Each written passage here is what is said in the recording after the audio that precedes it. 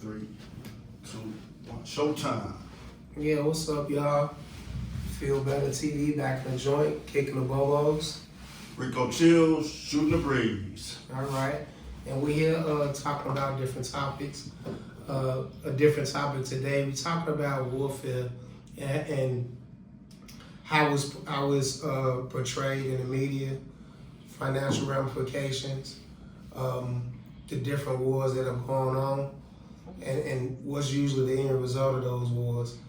We're going to have our resident dictionary at the tours looking up some topics before we get into it. I just want to summarize initially. So we're going to kick in the bubbles very shortly. Yeah, so, basically warfare history traces the evolution of armed conflict from ancient times to the modern era, highlighting battles, strategies, and technologies and societal impacts. Warfare has been a defining aspect of human civilization for thousands of years, influencing borders, governments, and societies. Early military forces were primarily infantry, with evidence of organized combat dating back at least 13,000 years. Ancient civilizations such as Greece, Rome developed sophisticated military strategies, formations, technologies, including flanks, siege engines, early artillery, which shaped the outcome of wars and expansions of empires. Now, personally, I think most wars are started for financial reasons. It's mostly just for goods and services, seeking to take over places just so they could lay claim to whatever precious goods they may have. Precious minerals. Yeah, things of that nature. And sometimes it's for basically to persecute people, which that's going on in different countries also. And I really am not a fan of any of it because for the most part it's basically different countries trying to exert their power over another one. And for the most part it's this country being the bully. Or just trying to protect all the resources of other people's and make it their own. So like still being a bully. Yeah, so I'm looking at this first topic, which is financial and economics. What do you think are the financial goals and the economic goals of this war that's current that you think with the war? I don't even know if this, can you define this as a war yet or it's a conflict? It's a conflict. And it's a fighting going on, loss of property, so. Yeah, loss of lives. That too. So yeah, I would consider this a war. But technically they call it a conflict still because it's not boots on the ground. War. Yeah. Because again, just because you're not there, don't mean you're not causing conflict. Because that was in the previous administrations, Obama specifically, he was using drones. That was still considered warfare. So we're gonna look up the definition of war, because like right now it's kind of gray area. Like it's not really a gray area because this current administration likes to play word games. Correct. So according to this definition, a war is a noun, a state of armed conflict between two nations or states or different groups within a nation or state. So according to this definition, it's a war. Exactly. Like I said, this current administration likes to play word games. Like when he was in office before, alternative news. That's basically what he's trying to put out. Like anything that's not in agreement with him, he gonna put out some imaginary statement basically saying it's not true. So we know this started with Israel saying for like years that they have nuclear weapons. So they do have nuclear weapons. Let's say they do. But they went over there, they bombed them 6 months ago and said we obliterated their nuclear program. And then after that, he said, well, we didn't know if we got it all. Correction. Because I thought you were saying that Israel had nuclear weapons. No. But you're talking about Iran in Yes. specifics. Yeah. Now, I'm not sure about them, but I wouldn't doubt it. But I was just saying Israel itself does have nuclear weapons. So they never admitted well, it. it's in Dimona. According to Iran, they bombed Dimona nuclear facilities, but the Iran war was provoked because they called up the president and they asked him, if you don't do it, we still gonna go in. So they pushed him to do it. So the first topic is financial and economic gain. What do the U.S. have to gain from this war? Well, it's the same thing that they did in Venezuela. So oil. Basically, they're just trying to hoard resources. So by them controlling the oil, they figure they can manipulate the markets the U.S. way. But it's actually backfiring. Because what you were talking about, the Straits of The Hormuz. yeah. I may be pronouncing it wrong. But again, it's mostly about hoarding of goods, resources. And the financial ramifications is not just that, because, this is a military industry, this country. A lot of these companies are getting paid for putting out the products of warfare, the guns and the ships and the airplanes. So since this is an economic agenda, we're gonna look at the definition of Strait of Hormuz. Strait of Hormuz is a waterway between the Persian Gulf and Gulf of Oman, on the north coast Iran, south coast peninsula, the United Arab Emirates, and also Exclave of Oman. The strait is 104 miles, with a width varying 60 miles. It provides the only sea passage from the Persian Gulf to open ocean, and is one of the world's most strategically important choke points. So oil trade passed through this strait annually. 25% of oil trade passed through this strait annually. We can stop on that one. For every dollar gas, we got a quarter of it is coming from there. A quarter coming from there. Well, all across the world. They taxing the whole world 25%. So that's really important. If they got Venezuela, which is a new tapped oil that they still gotta do a lot to that oil. But with this other oil, them pulling the strings on that, put all that together, that's a lot of money. And it's not just the money aspect, I think, that's going on with this current war. This administration likes to throw distractions out so you can keep from all the goofy stuff that they doing. Because, all the other presidents have made money in office, but not to the extent that this current administration is. He is blatantly disobeying the emoluments clause. He's done that with his crypto, with his social media playing, and also with other things, like he putting out gold coins and all this other stuff. His Trump shoes. Like, you never seen a president flaunt the emoluments clause the way this one has.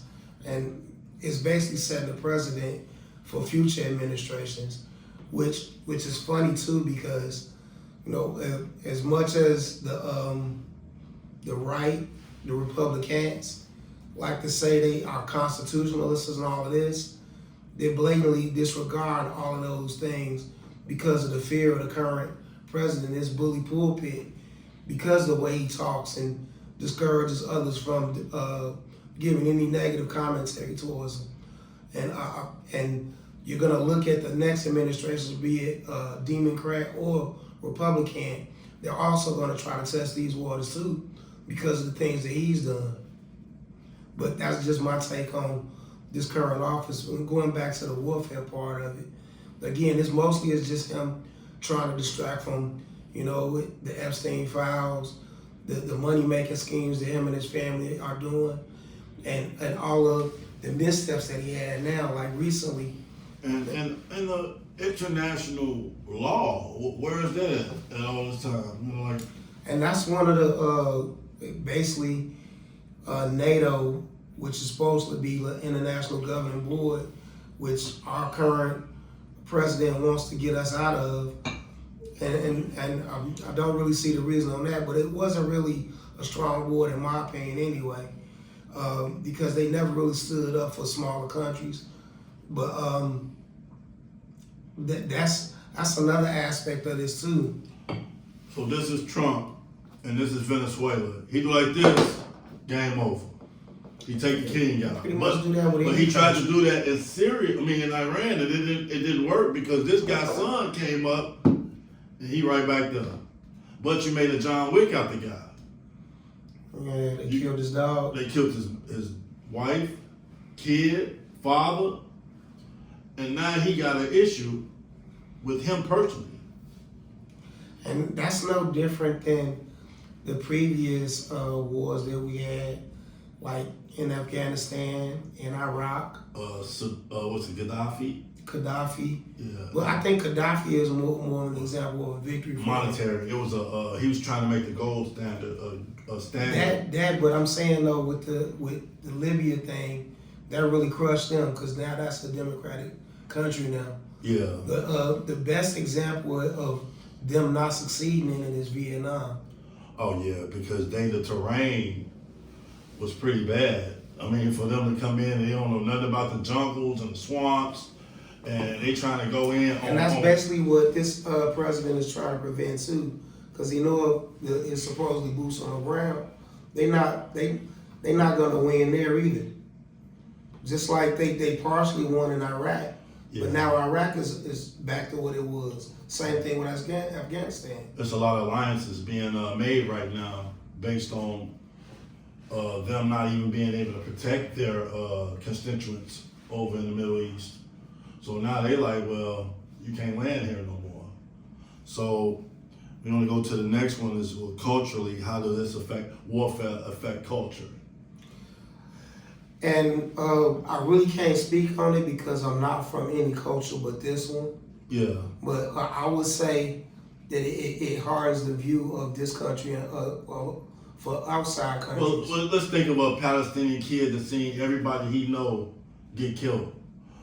Like, what would his feelings be toward America and Israel at this time? I don't, and that's the thing about it. Like, that's what I'm saying. America is not looked at favorably outside of America. Even in this own continent, like Canada don't really look at us favorably. Yeah, because Mexico doesn't look at us favorably. And it was recently, basically, it's recently the reason because they started off with these hot tariffs, and then now he starts a war and say, "You better fight with me." I mean, Buddy is a bully. Yeah, but you know, when you're talking about warfare, Europe has always been known to be in alliance with America. No matter what, they always stood with America. But now the tide is changing, and America's standing more with Russia, and everybody else standing more with Europe, Mexico and Canada, and a lot of different countries that never dealt with, you know, everybody but America. But again, it's the supposedly America first. You know, this current administration is so hypocritical with all the things that they're saying. Because initially, the guy ran on not starting any wars. Yeah. So again, with this culture, with you being American culture, how do you think it affected American culture with this warfare? And that's the weird part about it. It all depends on what type of political alliances that you have. Because I think for the most part, anybody on the right is agreeing with anything that, well, for the most part. I'm not going to say all of them. They don't agree with the Medicare and all that. And that's a different issue. Yeah, but warfare, as far as warfare, and that's what was kind of weird about this country too, is the need to be in wars. You know, like if this really was an America first thing, what are we fighting other countries for? because they like to say that, you know, and no disrespect to any of the service people, thank you for your service, but you're not fighting for this country somewhere else, you know? Well, you're supposed to defend it, basically. Defending or fighting, whatever. You're not helping this country being in Iran. His reason You never helped this country being in Iraq. You didn't help this country being in Afghanistan. You definitely didn't help in Vietnam. And like recently, the guy started bombing in Nigeria. How was that defending this country? So actually, the culture is all mixed up right now in America. American culture is super polar. There's a lot of polarity.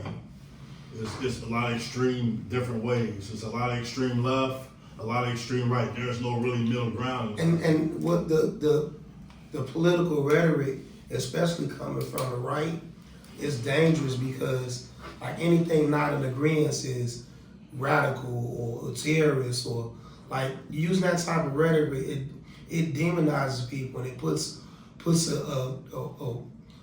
a dangerous thoughts into people's head, because like that's pretty much what they did with, you know, the Black Panther Party, with any type of social group that was fighting for change, especially for, you know, people that look like us. Yeah. It was always radicalized when it was really more of a social program to benefit us, but it was never characterized that way because that you couldn't get the general public, you know, basically the non-black public, to agree with it unless you were trying to make a villain out of the people that were fighting for change.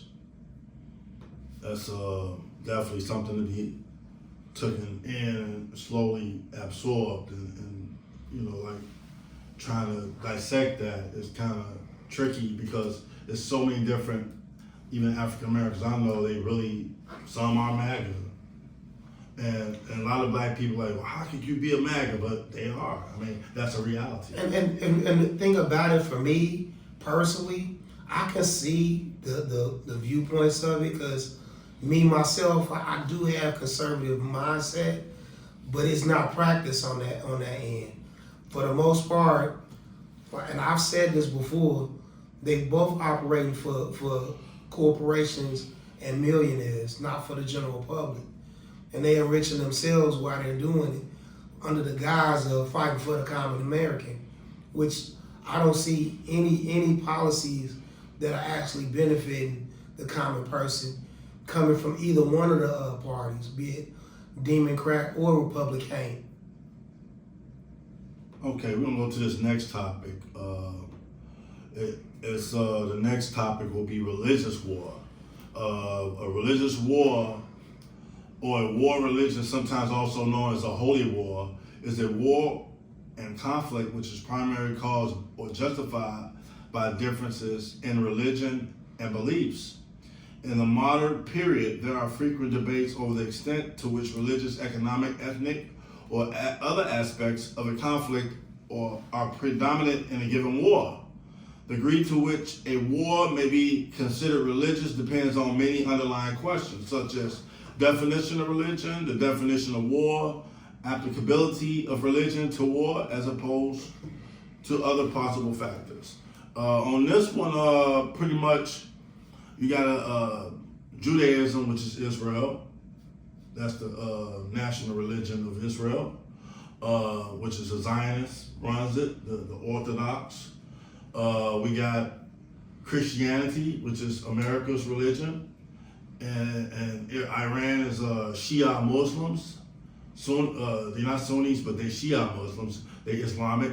So you got a Christianity nations coming against Islamic nations. Those have been pretty much the gist of most of the wars, especially with the advent of different religions coming up, and especially, with Christianity being separated into so many different factions. Because basically they try to use the colonization of this country based upon religious persecution, which I think it was more about them getting rid of the malcontents to fill up this place to replace the people that were here. But that's another story. Because all throughout the history of conflict and wars, it's been mostly about, if it wasn't about a season of property or goods, it was about a difference in how they praise God. And we want to say also that according to what we're saying, a lot of this is just our opinions. It's not the opinion of YouTube. It's not the opinion of any major organization. It's just our own personal opinions. And that's why we call it shooting the breeze and Kickin the bobos. we just shooting breeze. Don't quote us on none of this. Don't come back to us talking about, well, you said this. We're bringing up the issues and we're looking at different aspects of it to see if there is a common ground. Yeah, Oscar Robertson still the GOAT. So we know that Israel is run by Zionists. That's a fact. Zionists is people that believe in Aliyah or the people that go back based on their religious beliefs, which is Judaism.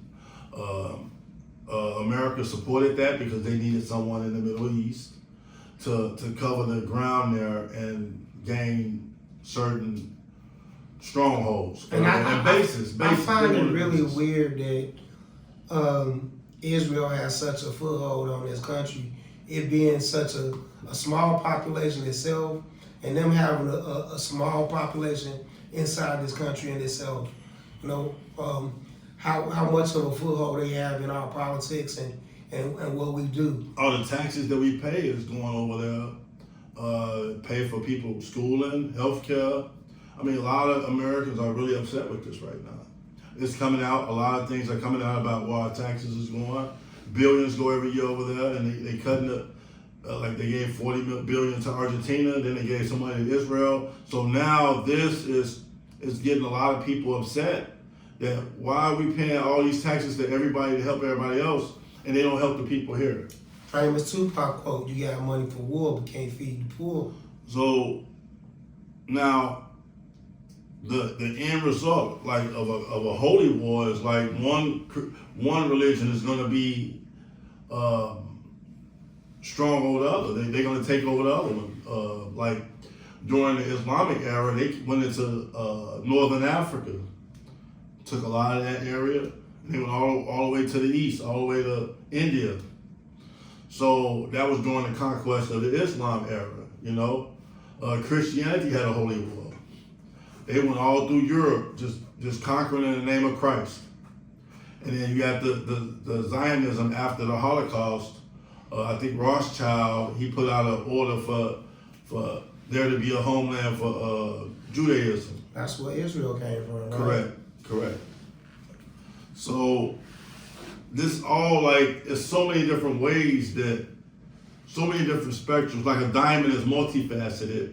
There's so many different perspectives that you can. Bro? There's so many different perspectives that you can look at, and look at it so many different ways. So far we looked at it, warfare, what's going on right now economically. We looked at it culturally. We looked at it religiously. Now, number 4 will be looking at the news, the propaganda. What do you think about the propaganda that's going out and how you're seeing more news on social network than you see on the actual news and that's why I'm an advocate for people becoming their own channels, especially with the YouTube era, and I'm proud to say that I'm part of it. It's because we get to put out the views that aren't not publicly seen, because a lot of what we see in mass media now is propaganda, is being financed by the people that benefit from a lot of these different policies and wars. Okay, we're gonna actually get that definition. Just because you said that, we want to define propaganda. Propaganda, according to this dictionary here, Wikipedia, they also got Merriam-Webster dictionary, information, especially of a biased or misleading nature, used to promote a particular cause, doctrine, or point of view. Right, and that's what you see, especially with right-leaning news like Fox and all the different subsidies that came out during Cheeto Leone's first administration. Allegedly. No, they didn't, because Fox favorably. Fox is very favorable for them because they benefit a lot from them. And I can't think of what OAN. That's another one. There's a few different ones that popped up recently, and they all, most of that is basically so favorable to the current administration and whatever they're doing that is ridiculous. I read a lot of news myself, so when I see a story, I automatically know who it's coming from based on the rhetoric. And I consume a lot of news from different aspects because you have to sift through all of it to figure out what's real and what's not. And then you can see a lot of this is being paid for, especially how favorable they look at certain decisions that negatively impact the common citizen. And I'm not saying that the left-leaning news is like MSNBC and CNN. Let's ask you a question. Propaganda. Is it true that all people that came across the border are criminals, rapists? Nah. And they break the law? Nah. And again, that goes back to the previous topic with the historical wars, because a lot of this is because of, I'm not going to say a lot of it, some of it is because of religious persecution. And because, they don't agree with whatever country they leaving from, their religious beliefs or any something like that. And some of it is because of, sexual things of that nature, like want to be part of alternative lifestyles and not being in conflict with different countries. Okay, so we're gonna start going to some of the summaries of different wars that we've heard about, because I wasn't around for World War I. I think that was 1914 to 1918. So there's been wars going on. Yeah, but we'll talk about a couple of them because we don't have a whole show to go through every war, but we're gonna look at the results of each war. So World War I, known as the Great War, was a global conflict from 1914 to 1918 that reshaped Europe and the world, resulting in unprecedented casualties and geopolitical changes. Overview. It lasted from 28th of July 1914 to 1918. It involved most of the world's major powers divided into two main coalitions: Allies, France, Great Britain, Russia, Italy, Japan, and later the United States, and the Central Powers, Germany, Austria-Hungary, Bulgaria, and the Ottoman Empire. So what do you think about the First World War? I think that was set in place to basically divide up this country and other countries as far as who was going to be where and who was going to get what. Colonialism? Yes, sir. Wrapped up? Okay. That was the second wave of colonialism. Okay. So we're going to go into the World War II summary. Okay, World War II summary, 1939 for World War II to 1945 was a global conflict involving over 50 nations, resulting in unprecedented destructions and deaths of 60 to 80 million people. The cause and outbreak. Let's see. World War II was triggered by unresolved tensions from the World War I. Economic instability from the Great Depression and the rise of fascist regimes in Europe and militarism in Japan. The immediate cause was Germany's invasion of Poland on September 1st, 1939, prompting Britain and France to declare war on Germany on September 3rd, 1939. Major participants: the war was fought between the Axis powers, Germany, Italy, and Japan, and the Allies, United States, Soviet Union, United Kingdom, France, China, and others. Leaders included Adolf Hitler and Benito Mussolini for Italy, Emperor Hirohito of Japan, and Franklin D. Roosevelt and Harry Truman, Winston Churchill for UK, and Joseph Stalin. I think that's not detailing all the participants, because it's probably like more. in this era, Russia is painted as a bad guy. Yeah. When they were actually on our side in World War II. Yeah. So it was based on unresolved conflict from World War I. It was basically, like I said, it was the third wave of colonialism. people trying to cement their powers and their edicts that they wanted to put And their forth. borders. They want their borders to be correct. Right. So the next one after that we're gonna talk about is Vietnam. You got anything off the top from Vietnam? Vietnam is another example of the recent wars that we had, because basically it was this country trying to be a bully over another smaller country and not being successful. And that's still a stain on this country as far as them being a military power, with them not being able to succeed against that smaller country. So the effects of that World War on the veterans, what do you think about that? I think that war led to a lot of fraction of the country, especially because at that time, you know, it was still a lot of racism in this country, and when they came back from these different wars, especially World War II, there was a lot of grants and things put forth for returning veterans that a lot of non-black people got to take advantage of, and we didn't. And the same thing happened with Vietnam. And actually with Vietnam, because of that being such a bad stain on our military, a lot of that's pretty much where, in my opinion, a lot of the PTSD that we have coming from, because of, you know, going in there and losing. And then you had the different faction coming out, because a lot of the motorcycle gangs that you had now was veterans that were disillusioned by the country after those wars, like Hell's Angels, for example. Well, I know a lot of personally, I know people that's affected by. Your uncle, right? Yeah, I got people in my family that has suffered from the effects of that war, and basically, you know, they had all type of nerve agents in the air.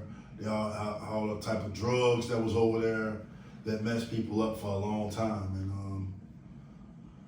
you know, the effects of war can go any type of way. We ain't went into the Iraq war and the Afghanistan war, but and one of the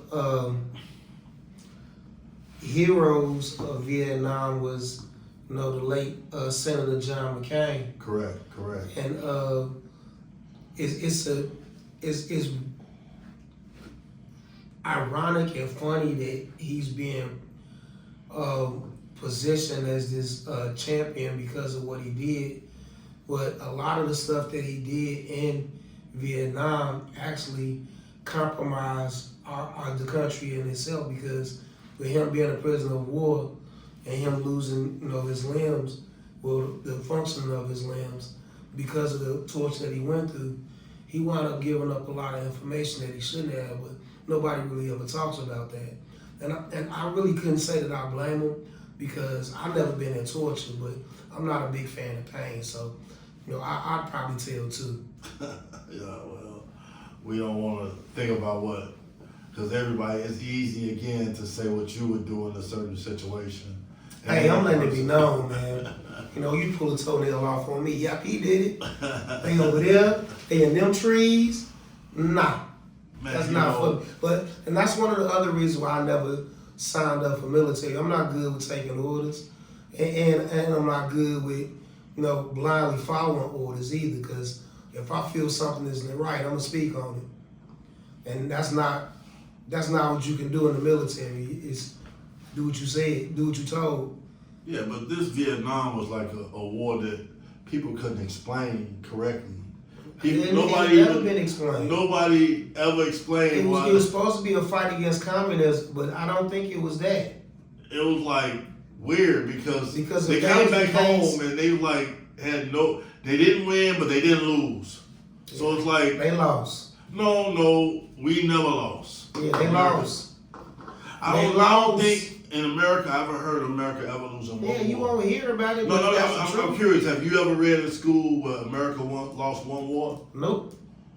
But Vietnam wasn't one that we really won.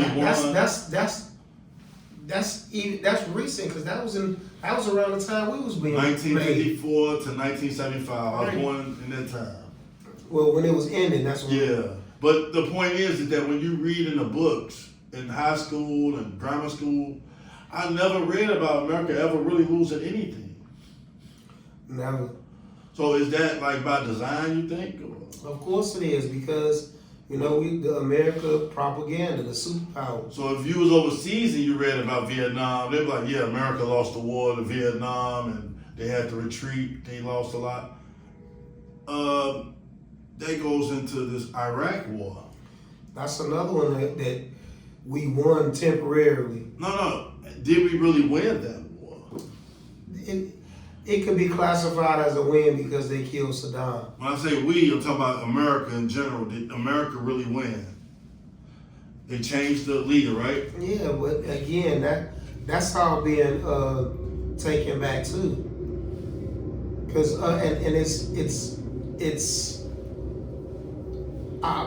it's weird that was kicked off by the World Trade Center bombing, airplane. The terrorist thing about that. Yeah, because they wasn't even from over there. Right.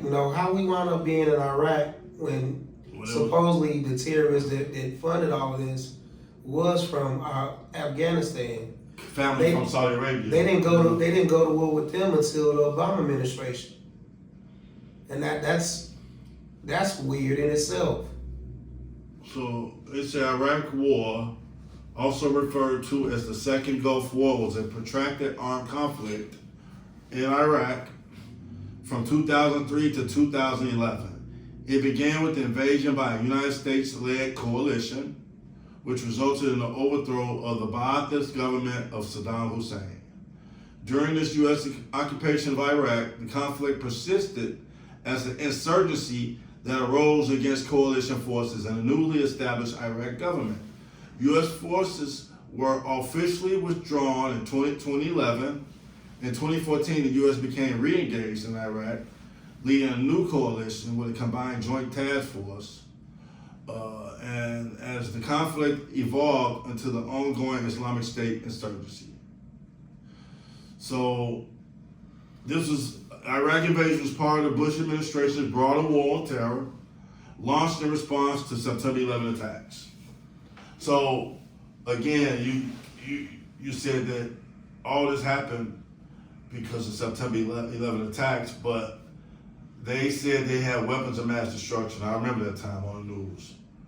That was more propaganda, and that's what they used the fund to enact a different war acts and whatnot. But they at the end they said they had none. None. So this all sounds like something recent going on. That okay, Iran got nuclear weapons. We going in to get them. He said 6 months ago that we got them. We obliterated the program. But they still fight. So why are you still over there if you obliterated it? So it's gonna be like Vietnam, bro. You can't go over there. And again, the rhetoric that they're using with the no boots on the ground, they can't put boots on the ground over there, bro. They not from there. They don't know there. They ain't trained on mountains. And this is the same thing that happened in Iraq, even though they won that temporarily, but they still fighting there. And again, the same thing happened in Afghanistan. And they never won that one. That was another Vietnam situation. Okay, now we're going to get to this Iran war. We're going to wrap it up with this one. On 28th of February 2026, the U.S. and Israel started a war with surprise airstrikes on sites and cities across Iran, assassinating Supreme Leader Ali Khamenei and several other Iranian officials, inflicting over 100 civilian casualties. By the way, I'm reading from Wikipedia. Iran responded with missiles and drone strikes against Israel, U.S. bases, and U.S. allied countries in the Middle East, and by closing the Straits of Hormuz, which has disrupted global trade. Now we can go into what you want to discuss on this one. This is the most, they call it a war here. So right. Again, that's because this current administration and the word games they like to play to distract from the actions that they're doing. Again, this is more this actually them being bullied in the war by Israel because Israel started with the bombing of that place. So they had to get involved because of that. Well, actually, they didn't have to. They decided to because of Israel. The pictures that I'm seeing, I used to live over there. I used to live and hang out in Tel Aviv. I seen that in the news. It's a lot of destruction over there. I stayed in the south of Israel, which is Arad. I'm seeing a lot of destruction in Arad. I stayed in Beth Shemesh. I saw a lot of destruction in Beth Shemesh. I was in Jerusalem. I stayed there, and I'm seeing a lot of destruction all over that area. And I'm amazed. I don't think they thought this would happen. That the rabbit would get the gun. You know what I mean? When you say you're amazed that you saying that because they got the Iranians didn't think this, or Americans didn't think this? America and Israel underestimated the firepower of Iran because now the rabbit got the gun, and they saying we're not stopping until we say it's over. Right. He keeps saying, "No, it's over," because I said it. It's over. He keeps telling every week, "It's over. It's over." They like, "Nah, it ain't over till we say it's over." And that's the dangerous thing about this administration and the rhetoric that they use to try to explain away the lies. And this is a touchy subject, so I want you to know again that these views are not necessarily the views of YouTube or any corporation. This is just guys in the hood shooting the breeze and kicking the bobos. Don't quote us on nothing. But I did live in Israel, and I did see a lot of parts over there, according to what I saw on the news, that a lot of it is destroyed. And then I think back to when the Palestinians was getting hit, where genocide was going crazy over there. Like kids was dying. There wasn't a lot of talk about that. There wasn't a lot of protest. It wasn't a lot. The whole world was quiet. Actually, a lot of people in the whole world was quiet. Because the chief bully in that was Israel. But I'm not even gonna call it a bully. People do what they can do. They can get away with whatever they can get away with. Now, you can be a bully, but like Mike Tyson say, everybody got a plan until they get what? Punched in the mouth. So that changes everything. Right now, Iran changed the whole trajectory in the eyes of the world. They took out bases in the Middle East that America have. They took out radars. They took out airplanes or jet planes. So they never thought this was even possible. And this is an opening. Why I wouldn't think it was possible, because it's not like any of these other countries don't have access to the same weaponry. And that's the part about it, what I talked about earlier with the financial edge of it, because these defense contractors are getting paid by all of these countries. So let's talk about some big players. What do you think about Russia, China, different people that's big players in this play? What do you think? They said Russia making a lot of money off this. Exactly. I think this is benefiting them, and it's basically forming coalitions among these countries to go against us, especially with the goofy terror wars that this administration is putting in place. The petrodollar changing. Yeah, and that's the a lot of these ramifications are only going to be felt by the common person. The billionaires, like the people in office and our senators and congressmen, they're not going to feel any of these repercussions because they have their monies. So with China, they say China just sitting back and letting everybody suffer.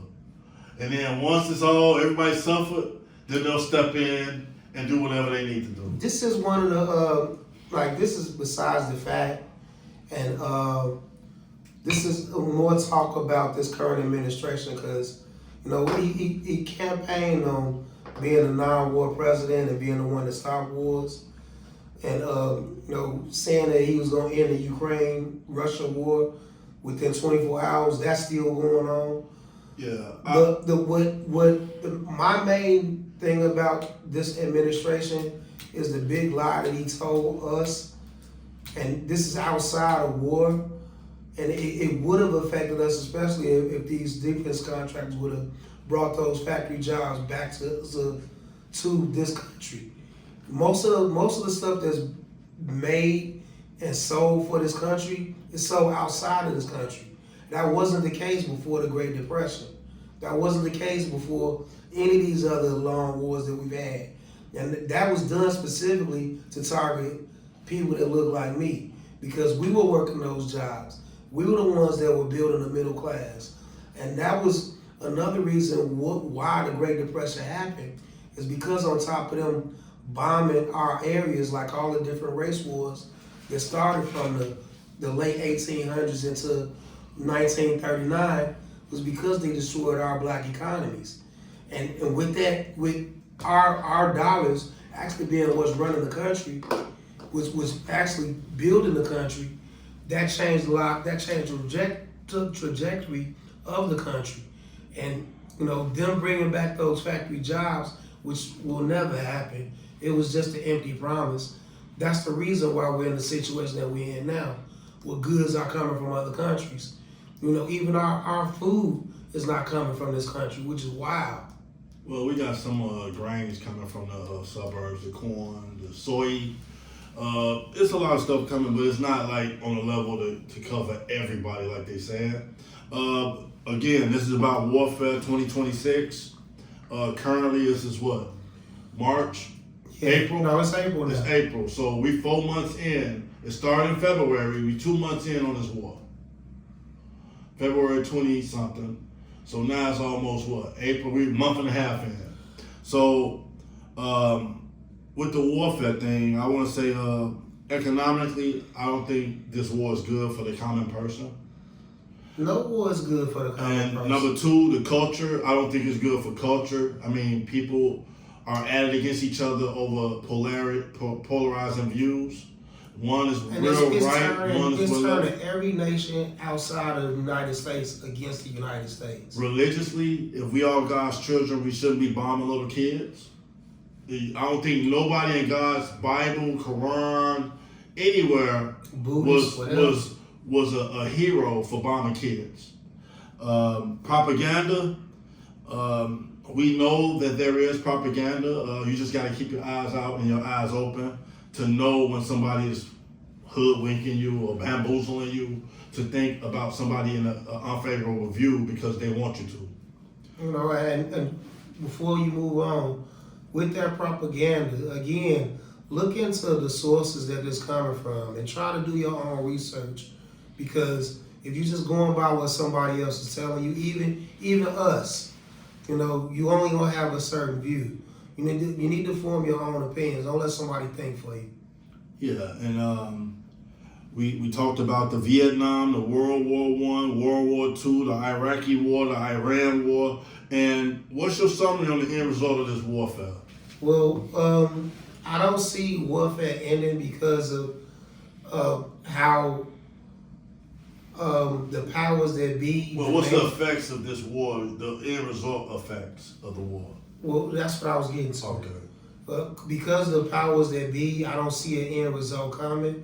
It's just going to be another cycle. It may be a point where it's a supposedly ceasefire or ending a conflict, but it's just going to drum up again from another place. Okay, I guess what I was asking, what's the end effects of war?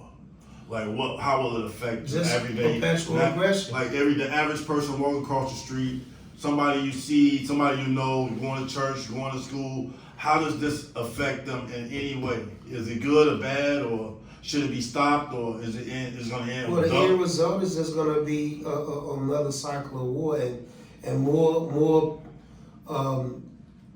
aggression, more people seeing other people a different way, and I really don't see anything positive coming from any of this. Okay. From every war I ever saw, it was just blood and death.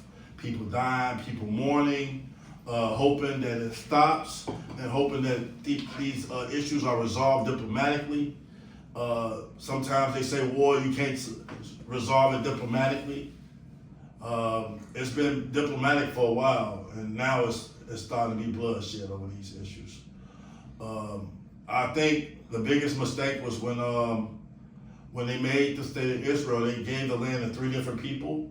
They gave it to Israel and Christianity, the Christians in Jerusalem, and the Muslims. it's hard to give one house to 3 people. So I think that was created by the United Nations. That whole And that conflict. still alienated the people that were actually there, the Palestinians. And the Palestinians, they was Islam. So like, that's 3 different people. On one land, it's gonna always be a conflict. That's like you got 3 guys and 1 woman, or 3 guys in a house. Ew. I'm just saying, 3 guys and they all want this woman to themselves.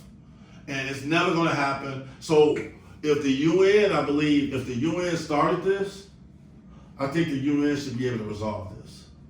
You would think that. I mean, if they was the ones who sanctioned this, I'm thinking that the United Nations should be the one to actually step in and make some sort of adjustment to how this agreement went and keep to the original agreement. Well, why can't they just keep the original agreement and let everybody live where they want to live according to that agreement? But once you take away that agreement, then that's when more conflict comes. So again, the end result of that was a genocide on children and a whole people displaced, millions of people displaced. So that UN resolution resulted in a genocide in the end, and it caused a lot of conflict. And I don't know if they can fix this. I don't think they can be But fixed. it should be fixed since they started this, in my opinion, that's not a lot of weight on it. But in my opinion, if the United Nations started it, they should be able to resolve it. Okay, any more on this warfare subject? Nah, I'm done with this. I would like to touch upon, we'll bring this up in future dates, the wars that started this country. Because it was a lot that before the Revolutionary War. Yeah, Louisiana Purchase, all them different. It was way more. All the different agreements. It started after the 1492 or 72, whatever it was, Columbus discovering America. That was the beginning of the wars of this country. And also when they was going into Africa, chopping up Africa into little sections. And then they had to have somewhere to take everybody, and it was just a triangle trade. So, yeah, we're going to get into that one of these episodes. And anything you got to say on the last note for the people? This is a touchy subject, and these are, again, reiterate, these are our own personal views. And, you know, you can take each all of what we're saying with a grain of salt. But I do encourage the listening audience to do your own research, especially when it concerns what you taking in from the mass media, be it Fox, be it CNN, be it NBC, OAN, whatever network it is. You know, try to see all sides of it before you make an opinion.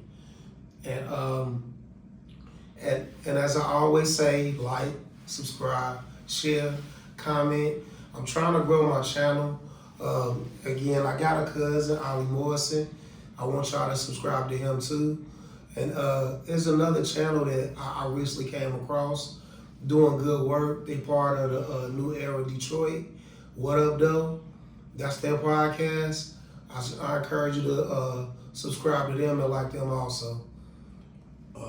In reference to wrapping up warfare, I just think Russia and Ukraine should just stop everything right now, stop the war. I think U.S., Israel, and Iran should stop the war. I think a lot of countries that have a war now should start doing diplomatic talks again, and that'll save a lot of lives. There's millions of people dying, and that don't need to die. So again, my channel is Shooting the Breeze. I'm on Instagram, I'm on TikTok and YouTube, and on Facebook. I'm just on YouTube and Instagram. Facebook don't like me no more. Yeah. So we're gonna wrap this up. We appreciate y'all. Thank you for listening. Again, don't charge it to our hearts. Anything we said, we're not trying to offend anybody out there, religiously, culturally, or ethnically in any way. Warfare is a touchy subject, so we take that very seriously. All right, toast up, man. Toast up. Good conversation.